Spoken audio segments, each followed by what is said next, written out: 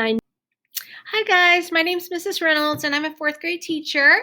And I just wanted to share a little bit about your homework that you've had for the week and that you will have to continue working on throughout the week about fables, folktales, and myths. And this is actually a review from third grade. This is something that you probably worked on in third grade. So it's a little bit of a review. Um, and you needed to learn about those things and what essential message is, which is the same thing as a moral of the story. So this was your passage that you had today, and you had to figure out what it was, and then you also had to give us the central message or the moral of the story, and you had to support your answers as well. So make sure you support your answers and tell us how you figured that out. So the first thing I did is I read it, and I found out that it talks about the wind and the sun. They have this argument, and they want to see who's stronger. So the wind blows and he blows, and they're trying to get this man that's walking on the street, his cape to blow off. Well, the wind's blowing and blowing, and he gives up, and he says he cannot do it anymore. And it says right here, the wind finally gave up and told the sun to try. So then the sun tries, and he began to smile, and it grew warmer and warmer, which is kind of a positive, nice thing.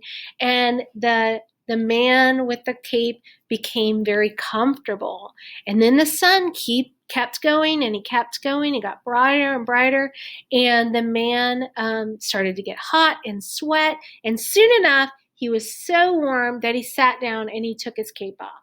So in a sense, I guess the sun had won. Okay? So now we kind of have to figure out, is this a fable, a folktale, or a myth? So I have this here for you.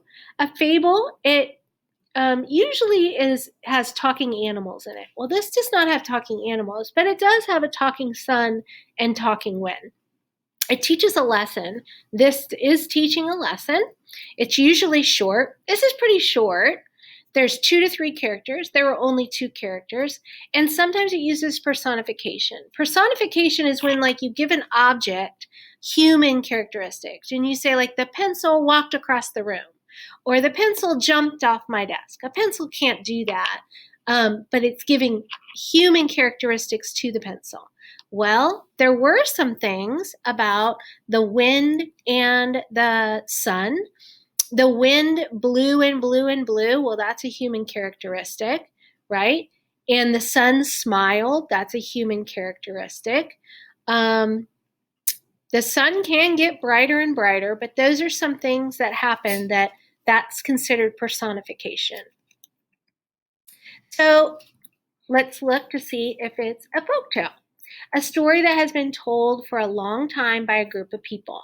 There wasn't anything really that said, like, this came from the, Cherokee Indians hundreds of years ago or something like that. So it's not really, there's nothing that tells us it was told by a group of people. And then, is it a myth? Stories that give reasons for events. Some myths explain natural events like rainbows and seasons. So why do rainbows happen? Why do seasons happen? There wasn't anything like that in there as well.